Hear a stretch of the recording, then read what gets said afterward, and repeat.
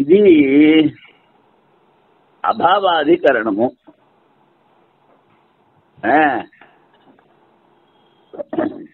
ఈ బౌద్ధుల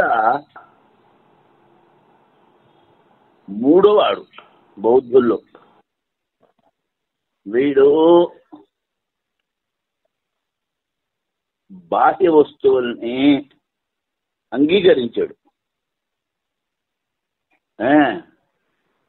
వీడు యోగాచార్యుడు. సర్వం క్షణికం అంటాడు. తర్వాత నాలుగో వాడు మాధ్యమికుడు, వాడు సర్వం శూన్యం అంటాడు. వీడు బాహ్య వస్తువులు లేవు అంటాడు. అది చెప్తున్నారు. పారమార్థికంగా బాహ్య వస్తువులు లేవు, కల్పించబడ్డాయి. కానీ వ్యవహారంలో బాహ్య వస్తువులను స్వీకరించాలి అని సిద్ధాంతం చెప్తాడు.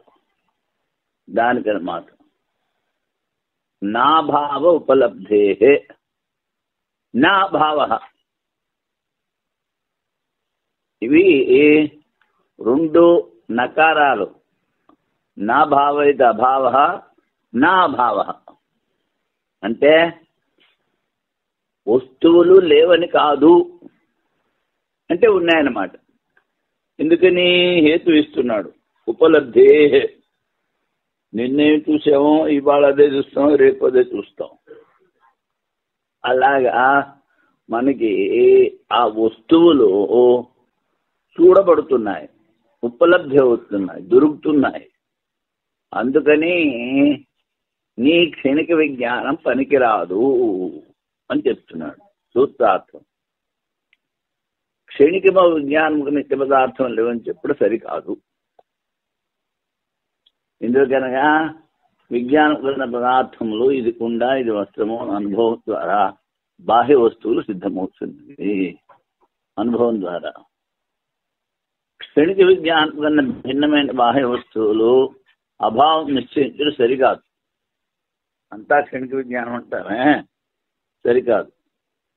ఇది కుండ, ఇది వస్త్రము ప్రత్యేక వస్తువు యొక్క అనుభవం ద్వారా బాహ్య వస్తువులు ఉపలబ్ధి అవుతున్నది. జ్ఞానం ద్వారా అనుభవంకు వచ్చి వస్తువు లేదని చెప్పగలరు.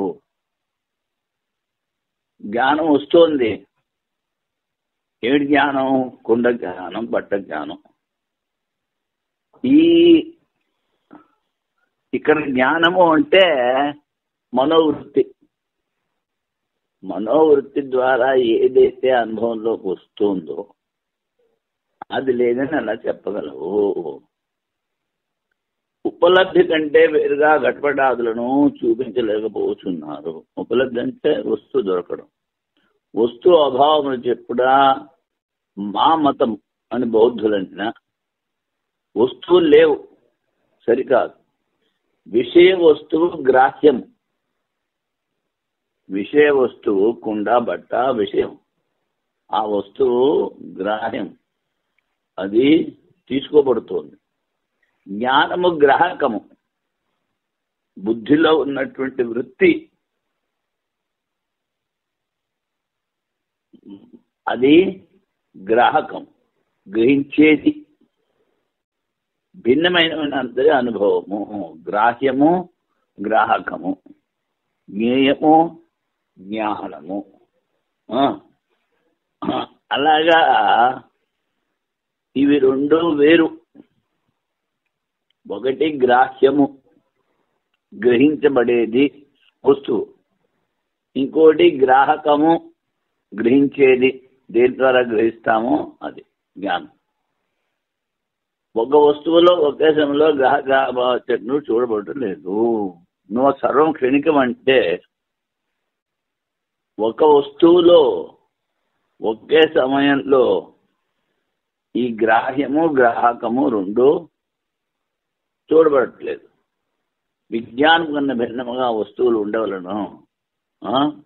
వలన యోగాచార్యుని మతము అసంగతము.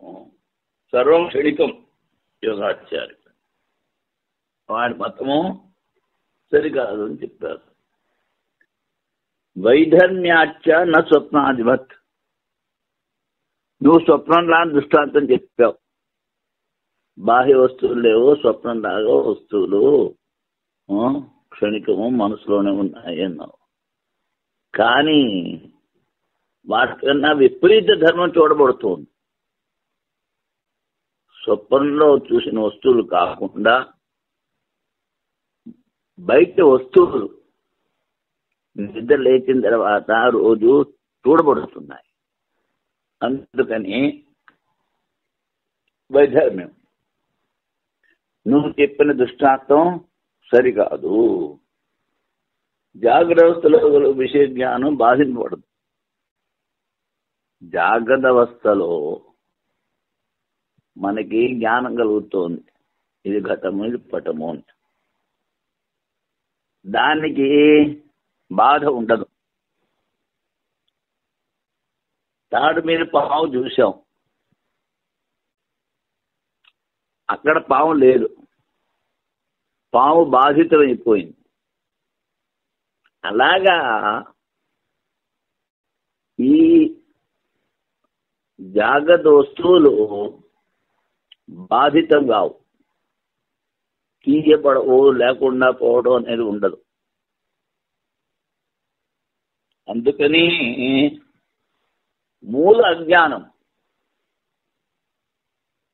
అజ్ఞానం పోతే అప్పుడు కూడా వస్తువులు ఉంటాయి. కానీ కల్పితము అనేటువంటి జ్ఞానం దృఢంగా ఉంటుంది. జ్ఞానం కలిగినా జ్ఞానం తింటాడు, తిరుగుతాడు, అని చూస్తాడు, అని చేస్తాడు. కానీ అసంగత్వము, బాధితత్వము వివేకం ద్వారా ఆ జ్ఞానం వాడిలో ఎప్పుడూ ఉంటుంది. అందుకని జాగ్రత్త అవస్థలో విషయ జ్ఞానము, విషయం యొక్క జ్ఞానం బాధింపబడదు. స్వప్నం యొక్క జ్ఞానం బాధితమవుతుంది. ఇది విపరీత ధర్మం జాగ్రత్తకి స్వప్నానికి. స్వప్న దృష్టాంతం ద్వారా జాగ్రత్త జ్ఞానం నిరాధారం అంటూ వీల్లేదు.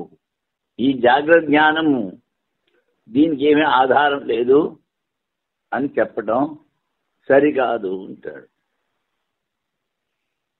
నను జాగరణ కాలే జాయమానా సర్వే ఘట్పటాది విషయా ప్రత్యయ నిరాలంబనా ప్రత్యత్వా స్వప్నాది ప్రత్యవత్. బౌద్ధులు ఇక్కడ ఒక తర్కం చెప్తున్నారు. ఇది పక్షము. జాగ్రత్త అవస్థలో ఉత్పత్తి అయ్యేటువంటివి జాయమాన సర్వే గడపడాది విషయ ప్రత్యయా. ఇవన్నీ కేవలం వృత్తి జ్ఞాన స్వరూపములు. నిరాలంబన, ఆలంబన లేదు. ఎందుకని? ప్రత్యయం జ్ఞాన మాత్రం, వృత్తి మాత్రం.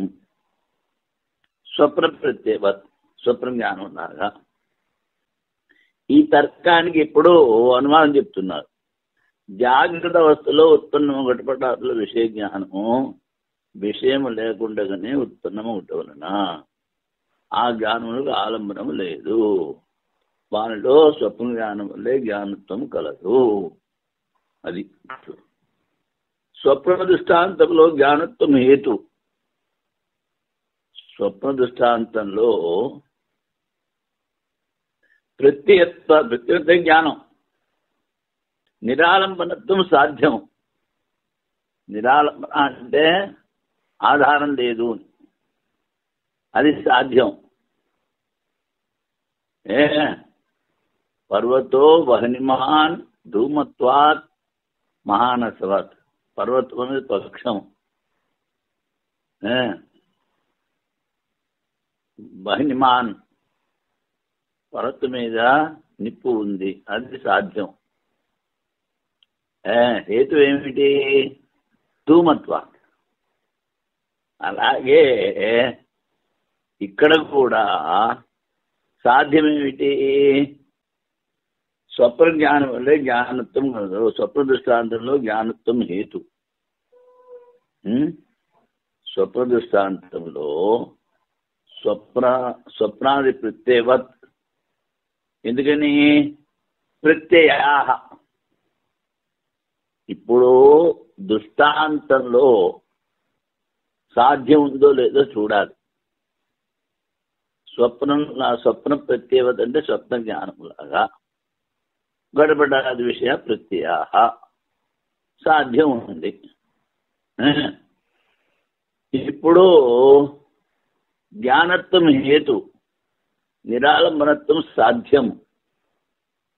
గడబడాది ప్రత్యయ నిరాలంబన. నిరాలంబనం అన్నది సాధ్యం. ఇప్పుడు స్వప్న జ్ఞానంకి ఆలంబనం ఏమీ లేదు. అది పూర్వపక్షి చెప్తున్నాడు. ఎక్కడైతే జ్ఞానత్వం ఉందో అతడు నిరాలంబత్వం కలదు. స్వప్న వ్యక్తివత్. స్వప్నంలో ఎలాగైతే ఆలంబనం లేదు, ఎక్కడైతే జ్ఞానత్వం ఉందో అక్కడక్కడ ఆలంబనం లేదు. దీన్ని వ్యాప్తి అంటారు. ఎత్ర ఎత్ర ధూమ తత్ర తత్ర వహని. ఎక్కడెక్కడైతే పొగ ఉందో అక్కడక్కడ అగ్ని ఉంది, అది వ్యాప్తి. అలాగే ఎక్కడెక్కడైతే ఏ నిరాలంబనత్వం ఉందో, జ్ఞానత్వం ఉందో అక్కడక్కడ నిరాలంబనత్వం ఉంది. స్వప్నంలాగా పక్షముకు జాగ్రత్త అవస్థ జ్ఞానము నిరాలంబనం అని పూర్వపక్ష మతము. సరే, ఇంత చెప్పిన తర్వాత దీని సారాంశం ఏమిటి? జాగ్రత్తలో కలిగే జ్ఞానానికి ఆధారము ఆలంబనము లేదు, స్వప్నంలాగా. అది ఇది ఇంత పూర్వపక్షి మతం. అది సరికాదు అంటాడు. ఎందుకని? స్వప్రమార్థం జాగ్రత్తలో బాధితమవుతున్నవి. స్వప్నంలో చూసిన జాగ్రత్తలు లేవు. స్వప్న జ్ఞానంలో బాధిత విషయత్వం కలదు. స్వప్న జ్ఞానంలో బాధితం, అది ప్రాతిభాసికము. తాడు మీద పాము చూసాము, దగ్గరికి వెళ్ళి చూస్తే పాము లేదు. ఆ చెప్పినది వెండి చూసాము, దగ్గరికి వెళ్ళి చూస్తే వెండి లేదు. స్వప్నం చూసాము, లేచి చూస్తే స్వప్నం లేదు. అంటే ఏమిటి? బాధిత విషయం, ఆ విషయము తొలగిపోతుంది, బాధితం. జాగ్రత్త అవస్థలో వస్తువులు బాధితం అవట్లేదు. జాగ్రత్త అవస్థలో నిన్నే చూసాము, అది ఇవాళ చూస్తున్నాము, ఇవాళ చూసాము, రేపు అదే చూస్తున్నాము. అందువల్ల బాధిత విషయత్వం లేదు. ఈ విధంగా స్వప్న జ్ఞానంలో బాధిత విషయత్వము, జాగ్రత్త జ్ఞానంలో అబాధిత విషయత్వం అని వైషమ్య కారణం వలన ఇది విషమత. స్వప్న జ్ఞాన దృష్టాంతం ద్వారా జాగ్రత్త కాల జ్ఞానం నిరాలంబనం అనేది సిద్ధం కాదు. స్వప్న జ్ఞానం ద్వారా జాగ్రత్త జ్ఞానము ఆలంబనం. ఎందుకని? వస్తువులు కనిపిస్తున్నాయి జాగ్రత్తలో, ఇది ఒక దోషము. మీ అనుమానంలో మరొక దోషం కూడా కలదు. స్వప్న దృశ్యం కూడా ప్రాతిభాసిక సత్తా కదా అనే స్వీకరించము. స్వప్నావస్థ యందు క్షణిక జ్ఞానం కన్నా వేరు వస్తువు లేదని ఘట జ్ఞానం స్వీకరించము.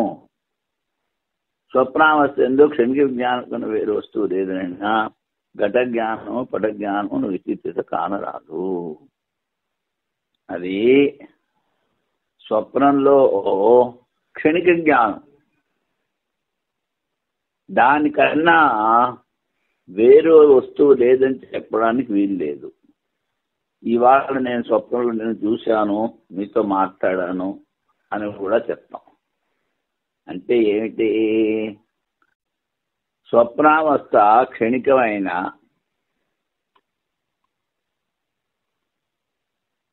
ఆ జ్ఞానానికన్నా వేరే వస్తువు లేదని చెప్పలేం.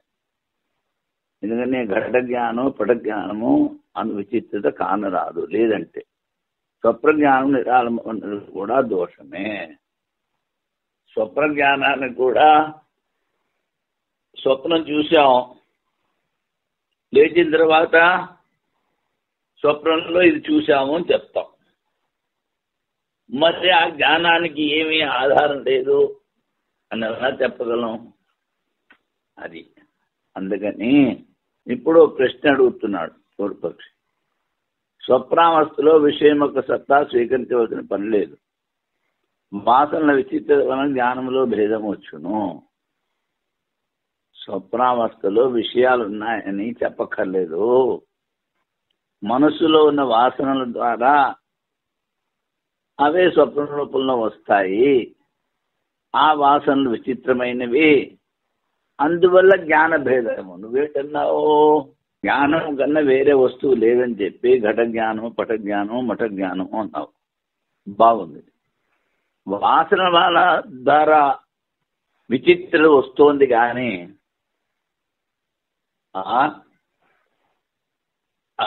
ఈ విషయం యొక్క అస్తిత్వము లేదు అంటాడు పూర్వపక్షి. నా భావో అనుపలబ్ధే నా భావ. ఇవి వస్తువులు లేవు. అనుపలబ్ధే వస్తువులు స్వప్నం దొరకట్లేదు. ఇప్పుడు దీని సూత్రార్థం. క్షణ విజ్ఞానవాది మతంలో బాహ్యార్థవాది మతానుసారము వాసన శుద్ధం కలుగజాలదు. క్షణిక విజ్ఞానం అన్నాడు. బాహ్యార్థవాది అంటే ముందు చెప్పిన ఇద్దరును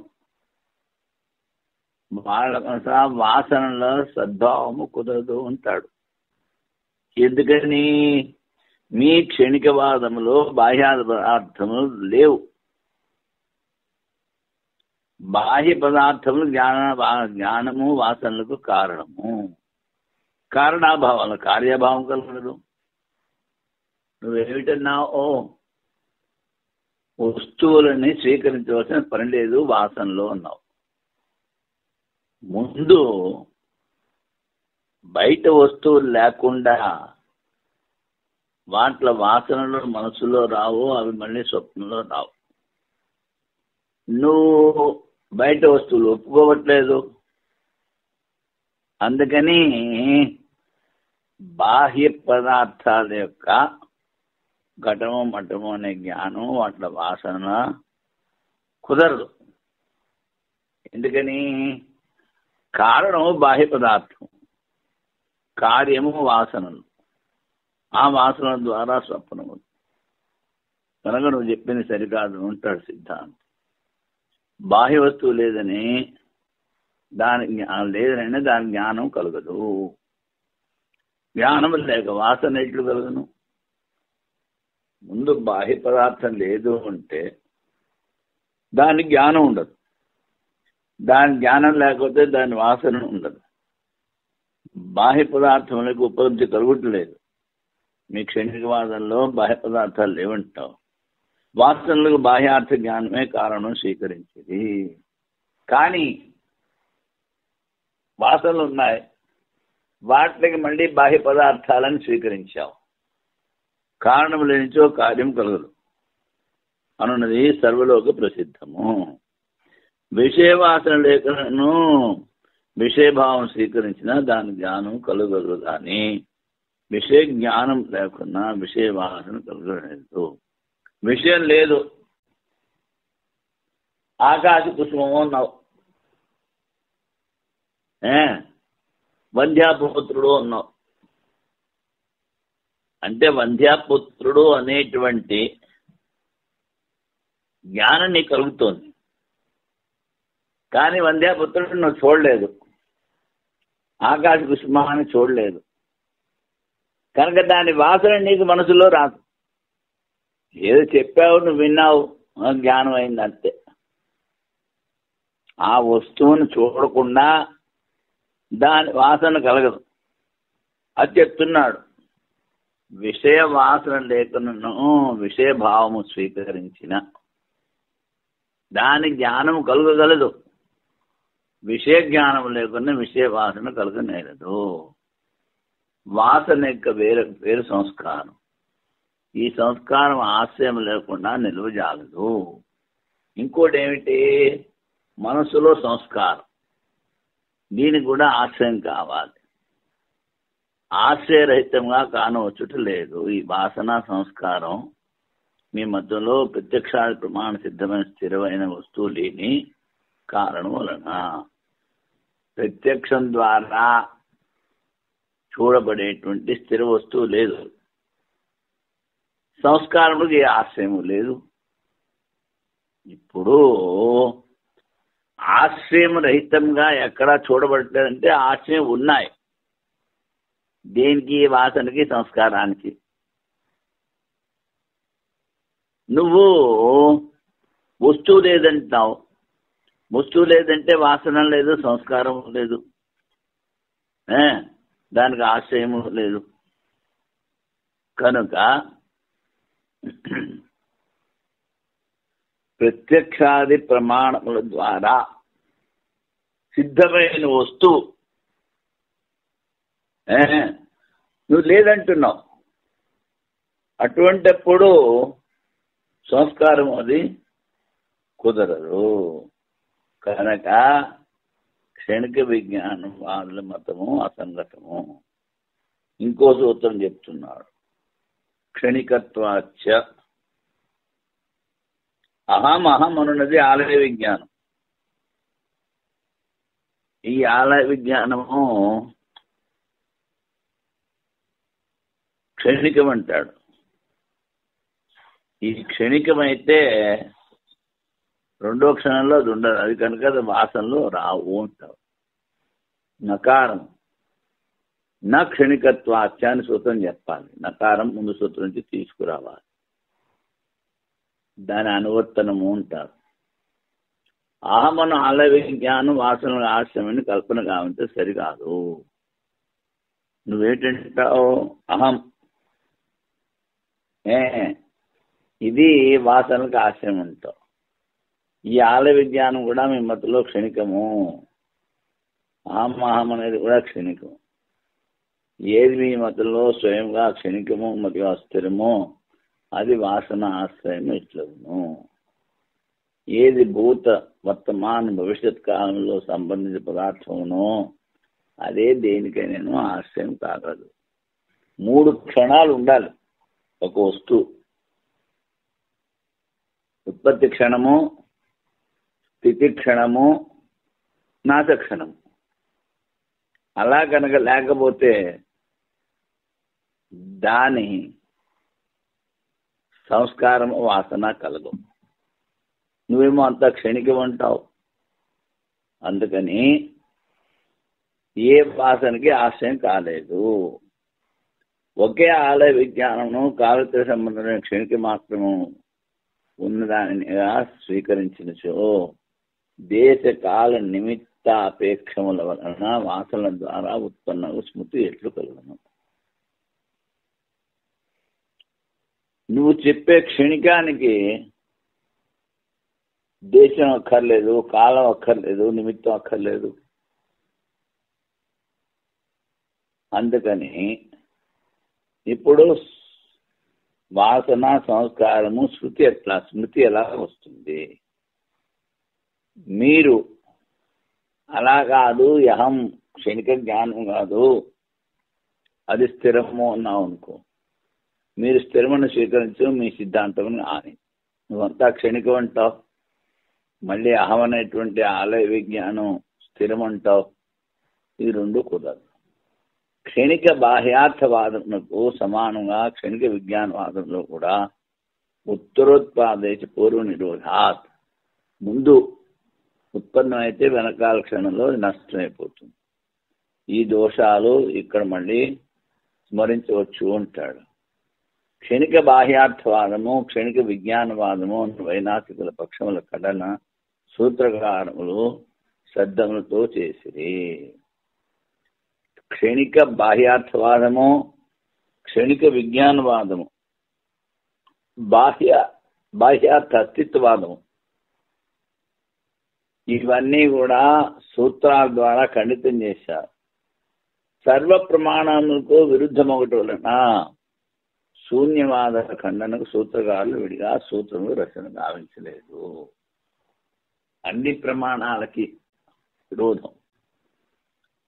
అభావాధికరణంలో చెప్పిన సూత్రములను ఆవశ్యకతానుసారము శూన్యవాద ఖండంలో కూడా స్మరించుకొనవలెను. అభావాధికరణం ముందు వెళ్ళింది, అందులో చెప్పిన సూత్రాలు ఇక్కడ గుర్తు తెచ్చుకోవాలి అంటాడు. సర్వథా అనుపపత్తేస్య సూత్రం.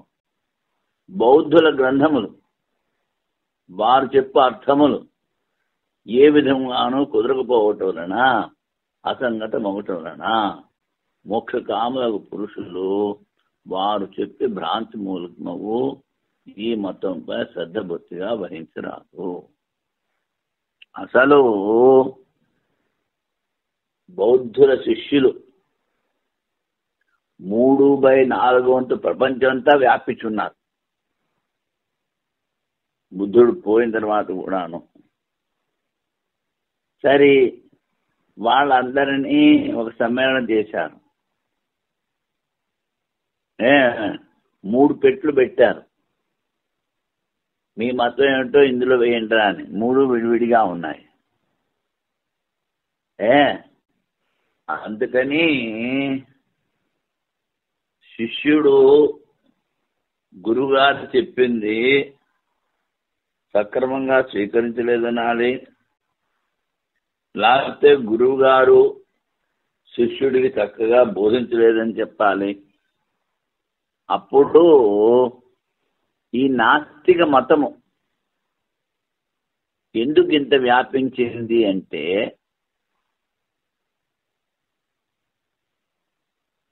మన ధర్మావలంబులందరూ స్వర్గేచ్ఛ వల్ల పశుబలి ఎక్కువగా ఇవ్వడం మొదలుపెట్టారు. వందలు వేలు. ఆ పశుబలిని ఆపడానికని నాస్తికవాదాన్ని స్వీకరించి అహింసను స్థాపన చేయడానికని బౌద్ధులు నాస్తికవాదాన్ని స్వీకరించి ప్రచారం చేశారు. అందుకని బుద్ధుడు ఉండగా ఏది కూడా స్థిర సిద్ధాంతము రచన కాలేదు. బుద్ధుడు పోయిన తర్వాత ఎంతో కాలానికి శిష్యులందరినీ పిలిచి దాన్ని త్రిపీఠకం అనేదో అంటారు. అందుకని తర్వాత చూస్తే అందులో 4 మతాలు వాళ్ళు: శూన్యవాదము, క్షణికవాదము, బాహ్యార్థ అస్తిత్వవాదము, ఇలాగ. కనుక వాళ్ళన్నిటినీ ఖండించారు. ఇంకోటి ఏమిటి, బౌద్ధుల గ్రంథాలు ఎందుకు యుక్తి సంగతం కాదు అంటే, ఆయన ఉండగా చేసినవి కాదు, ఆయన పోయిన తర్వాత వాళ్ళ శిష్యులు చెప్పింది. వారు చెప్పు అర్థంలో ఏ విధంగానూ కుదరకపోవటం వలన మోక్షకామ పురుషులు చెప్పు భ్రాంతి మూలము ఈ మతంపై శ్రద్ధ భక్తిగా వహించరాదు.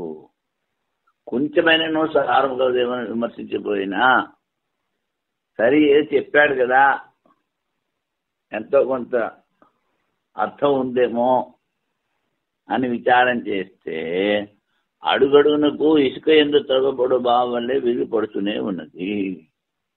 ఇసుకలో బాగా తగ్గితే పడిపోతూ ఉంది. కొంచెమైనా యుక్తి చూచుటకు కానవచ్చుట లేదు. యుక్తి అన్నది లేదే లేదు.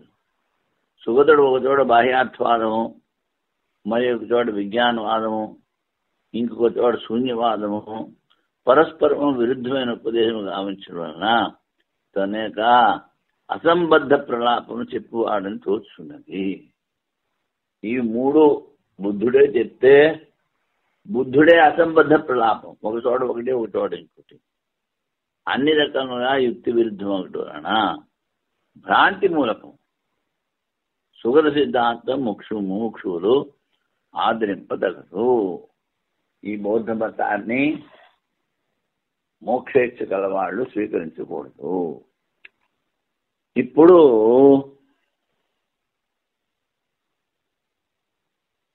జైన మతం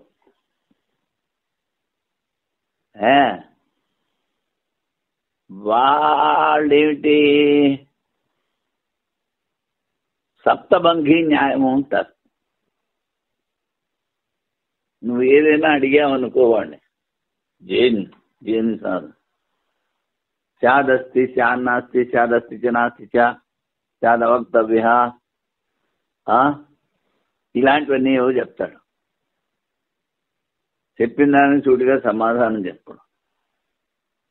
అయినా అందుకని ఒకే వస్తువులో ఉంది లేదు, లేదు ఉంది, ఉంది ఉంది కానీ చెప్పడానికి కుదరదు, చెప్పగలం కానీ లేదు, ఇలాంటి అసంబద్ధ ప్రలాపం చేస్తూ ఉంటారు జైనులు. వాళ్ళది సప్తభంగి న్యాయం.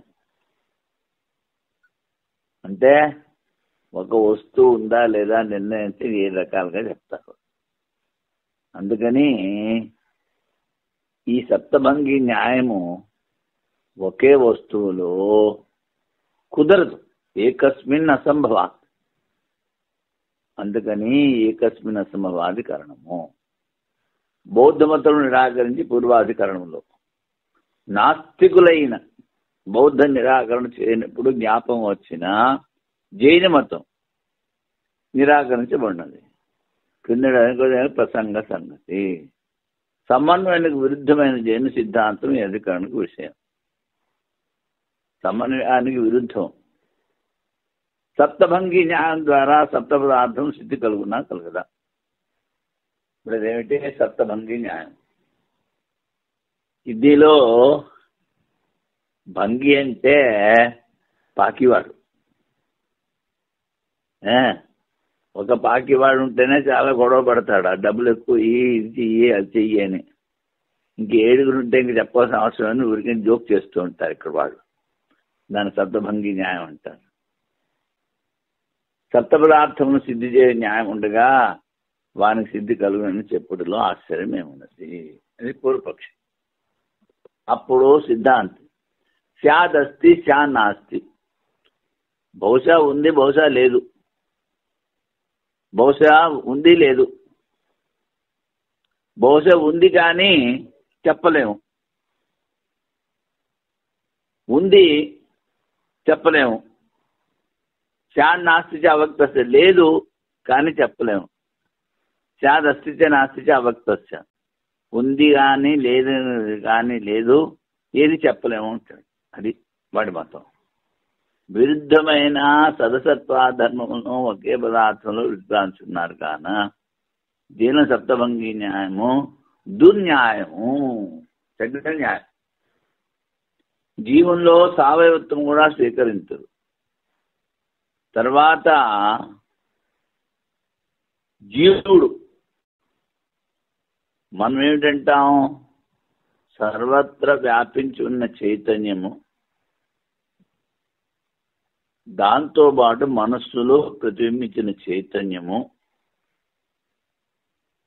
మనస్సు, ఈ 3 కలిపి మనం జీవుడు ఉంటాం. వాడేమిటంటాడు? ఎంత శరీరం ఉందో అంత జీవుడు ఉంటాడు. సరే, ఒక మనిషి పోయాడు, వాడి జీవుడు ఎంత ఉన్నాడు, మనిషి ఎంత ఉన్నాడు? వాడు కర్మగాలి ఏ పురుగులోనో ఏ చెవుల్లోనో దూరాలనుకో, నెక్స్ట్ బర్త్. అప్పుడు ఏమిటవుతుంది? ఆ జీవుడి దశ కొంచెం దూరుతాడు, మీదంతా వెనకాల వేళ్లాడుతూ ఉంటుంది. అలా కాదనుకుందాం, సరే ఓ జీవుడు చచ్చాడు, వాడు ఏనుగు కావాలి. ఏనుగు ఎంత పెద్దది అంటే కాళ్ళలో ఒక భాగంలో వీడు ఉంటాడు, మిగిలినంతా జడంగా ఉంటుంది. ఇలాంటివన్నీ వస్తాయి. అందుకని జీవునిలో సావయత్వం, జీవుడు అవయవాలతో ఉన్నవాడు అంటాడు. ఇది యుక్తి విరుద్ధము కాన సప్తభంగి న్యాయం భ్రాంతి మూలకము. అందుకని సమన్వయానికి ఏ విధమైన విరోధము లేదు అంటారు. అది ఇప్పుడు వైయాసిక న్యాయమార్గం. సిద్ధి సప్తపదార్థానం సప్తభంగీ నయాన్నవా సాధక న్యాయ సద్భావాత్ తేషాం సిద్ధౌ కిమద్భుతం. ఈ ఏకస్మిన్ సదసత్వాది విరుద్ధ ప్రతిపాదనాత్ అపన్యాయ సప్తభంగీ నచ జీవస్య సాంసత. సప్తపదార్థానాం సప్తభంగీ నయాన్ 7 పదార్థాలు, దీన్ని 7 రకాలుగా చెప్తారు. ఇది సరే కాదా అంటే సాధక న్యాయ సద్భావాత్, సాధకుడు మిగిలిన వాళ్ళతో మాట్లాడకుండా దూరంగా ఏకాంతంగా ఉండడానికని వాడెవడైనా ఏదైనా అడిగితే ఇలా చెప్తాడు. అది సాధక జ్ఞానం. అందుకని ఇది సిద్ధం, ఇందులో ఆశ్చర్యం ఉందంటాడు. అప్పుడు సిద్ధాంతం అంటాడు, ఒకడే దాంట్లో విరుద్ధ ధర్మాలు చెప్పడం సరికాదు, ఇది చెడ్డ న్యాయము. అది కాకుండా మీరు జీవుడు సావయవను స్వీకరిస్తారు, అది కుదరదు. అందుకని మీరు చెప్పే మీ మతం సరికాదు. సప్తభంగీ రూప న్యాయం ద్వారా సప్తపదార్థం శుద్ధి కలుగునా లేదా అనుసందేహమైన పూర్వపక్షి సప్తపదార్థం సాధించు న్యాయం ఉండటం వల్ల సప్తపదార్థం సిద్ధిలో ఆశ్చర్యమేమున్నది అన్న సిద్ధాంతం. ఒకే వస్తువులో ఉండుట లేకపోవుట విరుద్ధ ధర్మ ప్రతిపాదన సప్తభంగీ న్యాయం సరికాదు.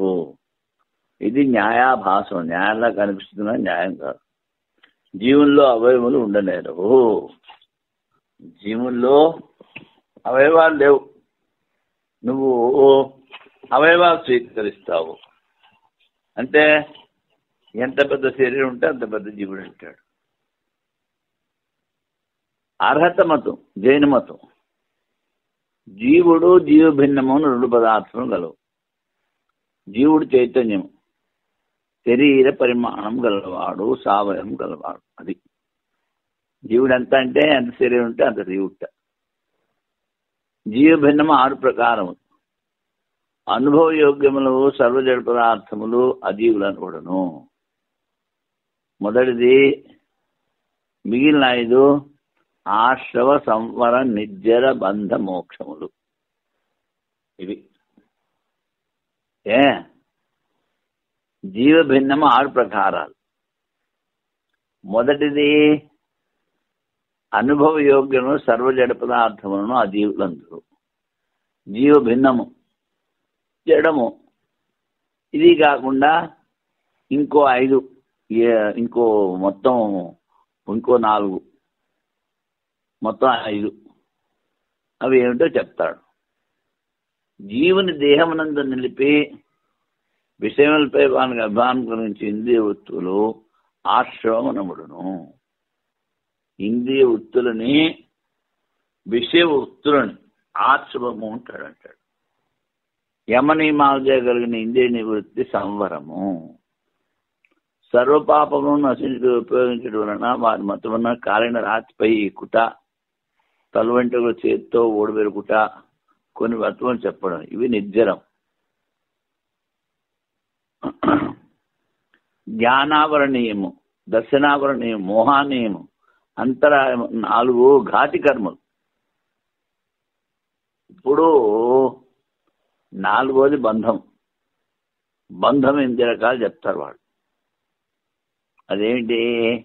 జ్ఞానావరణీయము, దర్శనావరణీయము, మోహానీయము, అంతరాయము 4 ఘాతి కర్మలు. వేదనీయము, నామికము, గోత్రము, ఆయుష్కము 4 అఘాతి కర్మలు. ఈ 8 కర్మల ద్వారా ప్రాప్తమైన జన్మ మరణ పరంపర బంధము. ఈ 8 కర్మలు వీటి ద్వారా ఏదైతే వచ్చిందో అది బంధనం. పాప విశేష రూపంలో 4 ఘాతకర్మలు మరియు పుణ్య విశేషమైన 4 ఘాతకర్మలు శాస్త్రంలో చెప్పిన ఉపాయాలతో పైన చెప్పిన 8 కర్మ నుండి నిర్ముక్తుడై జీవుడు ఊర్ధ్వగమనము మోక్షము. ఇప్పుడు తుంబి అంటారు.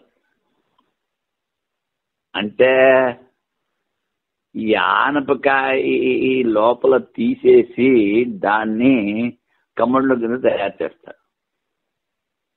అలాగూ తుంబి అంటారు. దానికి తాడు కట్టి దానికో రాయి కట్టామనుకో, ఆ తుంబి కూడా మునిగిపోతుంది. తాడు తీసేసామనుకో తుంబి పైకి పోతుంది. ఆ పైకి రావడాన్ని మోక్షం అంటాడు, ఆ కిందకి లాగేసిన దాన్ని బంధనం అంటాడు. అది ఊర్ధ్వగమనం మోక్షం. 7 పదార్థములు సప్తభంగి న్యాయం ద్వారా వ్యవస్థితమవుతున్నది. స్యాదస్తి స్యాన్నాస్తి స్యాదస్తి నాస్తి స్యాదవక్తవ్య స్యాదస్తి అవక్తవ్యశ్చ స్యాన్నాస్తి అవక్తవ్యశ్చ స్యాదస్తి నాస్తి అవక్తవ్యశ్చ 7 పదార్థాలు. ఇవి సప్తభంగి న్యాయము అంటాడు. దీన్ని చెప్తున్నారు. ఘట అస్తి, ఒక రకముగా కుండ ఉంది. ఘటం నాస్తి, లేదు. ఘటం అస్తితే నాస్తిత, ఘటం ఉన్నది లేదు. ఒక రకంగా ఉండవచ్చు, ఒక రకంగా లేకపోవచ్చు. స్యాత్ అవక్తవ్య, లేకపోవడం వలన శబ్దంతో చెప్పలేము. చెప్పలేకపోవడం స్యాత్, చెప్పలేకపోవచ్చు అని సమాధానం. అస్థి అవ్యక్త ఉన్నది కానీ చెప్పలేము, చెప్పలేకపోతున్నది, చెప్పబడకపోవచ్చున్నది. నాస్తిత అవ్యక్త లేదు అని చెప్పలేము. అస్థిత నాస్తిత అవ్యక్త ఉంది లేదు చెప్పలేము, కానీ చెప్పలేము. ఉంది లేదు కానీ చెప్పలేకపోతున్నాం. ఉంది లేదని చెప్పలేకపోవచ్చు సమాధానం. 7 రకములు. స్యాత్ నిపాతము శబ్దమునకు ఏదో విధంగా సంభవం. ప్రతివాదులు 4 రకాలు. ప్రతివాదులు అంటే విపక్షం. సద్వాది, అసద్వాది, సదసద్వాది, అనిర్వచనీయవాది. అనిర్వచనీయంతో సంబంధం కలిగిన వారు సదాది మతావలంబులు 3.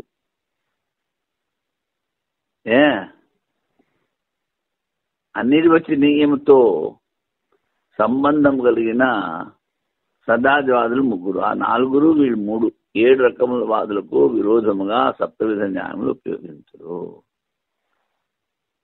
అర్హతంతో విపక్షుడు మీ మతంలో మోక్షం గలరా స్యాదని జవాబిచ్చు.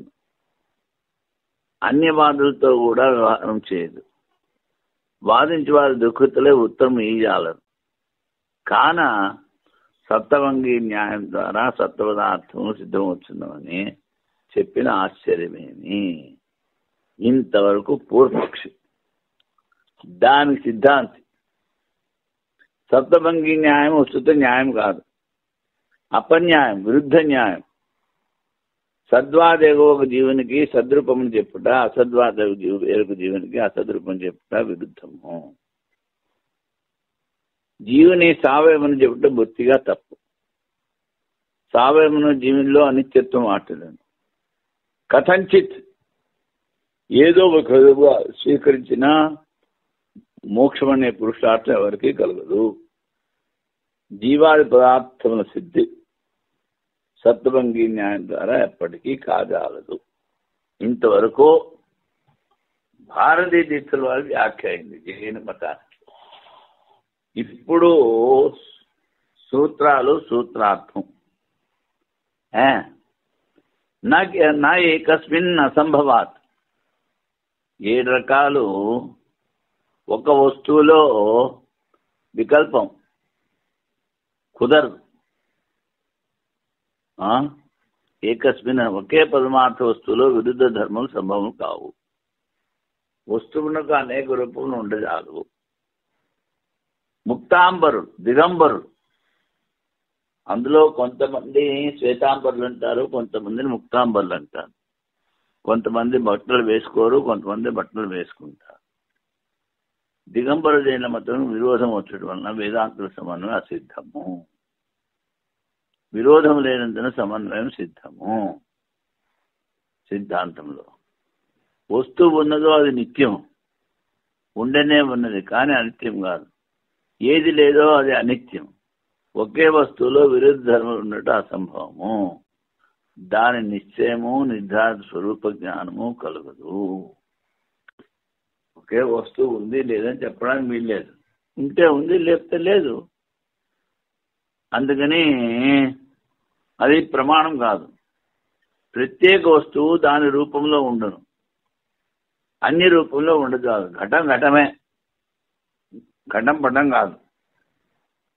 కుండ తన రూపంలో ఉందని చెప్పవచ్చును, మత్తు రూపంలో లేదు అనవచ్చును.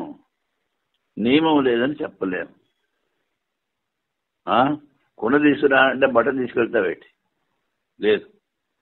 ఈ స్థితిలో ఎచ్చటను ప్రవృత్తి కాజాలదు. అందుకని ఒక వ్యక్తి కుండ కావాలని అతడు సప్తభంగి జ్ఞానం అస్థి నాస్తి అనేకాత్మక రూపంలో నిశ్చయం గావించిన కుండ కలదు అని నిశ్చయంకు రాజాలడు.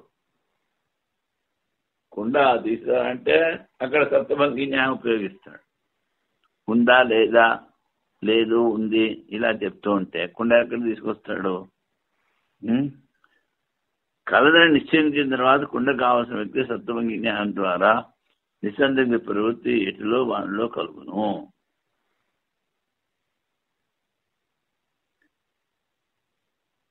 కుండ ఉంది అని ముందు నిశ్చయం అయితే అప్పుడు సప్తభంగి న్యాయం చెప్పి ఏదో చేయొచ్చు. సర్వతా నియమానుసారముగా వస్తువు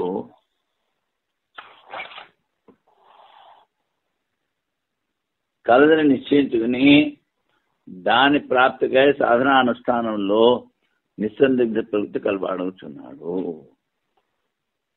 వస్తువు ఉందని చెప్పి అప్పుడు ప్రవృత్తి. అనిశ్చితార్థమైన శాస్త్రం ఉత్పాదించే విషయం రచించిన తీర్థంకరుడు పిచ్చివాని వలె అశ్రద్ధవచ్చును పలుకుతున్నాడు.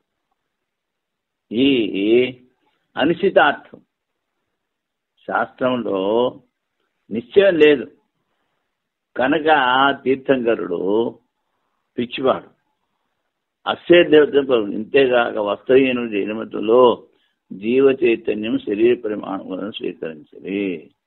దానిని ముందు చూడటం ద్వారా దూషించుతున్నాము. ఏవంచ ఆత్మ కాస్యం అకాస్యం. కాస్యం అంటే పూర్తి, ఆకాశం అంటే పూర్తిగా కాదు. జైన మతంలో ఒకే వస్తువులో విరుద్ధ ధర్మాల అసంభవం దోషం చెప్పిరో అటునే జీవుని పరిచ్ఛిన్న రూపం చెప్పినందువలన రెండో దోషం కూడా కలదు. పరిచ్ఛిన్నమైన ఆత్మ ఘటాదుల వల్ల నిత్యమగును. జీవ శరీరం పరిచ్ఛిన్నా అది పరిమాణం కలదని చెప్పవాలి. చైతన్యం అనిత్యమగును. అన్ని శరీరంలో పరిమాణం మారుచుండు. చీమ మరియు ఏనుగులో పరిమాణం అభిన్నం. ఒక మనిషి కర్మఫలం అనుభవించడం ఒకవేళ ఏనుగు శరీరంలో జన్మించినచో మనిషి శరీరం కన్నా ఏనుగు శరీరం పెద్దవడం వలన మనిషి శరీర పరిమాణం గల జీవుడు పూర్తిగా ఏనుగు శరీరంలో వ్యాప్తము కాచాలదు. చీమ శరీరంలో సంకీర్ణ స్థానం ఉండటం వల్ల మనిషి శరీరం గల జీవుడు దానిలో ప్రవేశించాలి. ఇంత ఏళ ఒకే జన్మలో కౌమారము యవ్వనము వార్ధక్యావస్థలో జీవుడు ప్రవేశింపజాలడు. అనేక దోష కారణాలను యుక్తిశూన్యమవుతులను జైన మతము సర్వథా త్యాజ్యము. అది చాలే. ఓం పూర్ణమదః పూర్ణమిదం పూర్ణాత్ పూర్ణముదచ్యతే పూర్ణస్య పూర్ణమాదాయ పూర్ణమేవావశిష్యతే. ఓం శాంతి శాంతి శాంతి. ఓం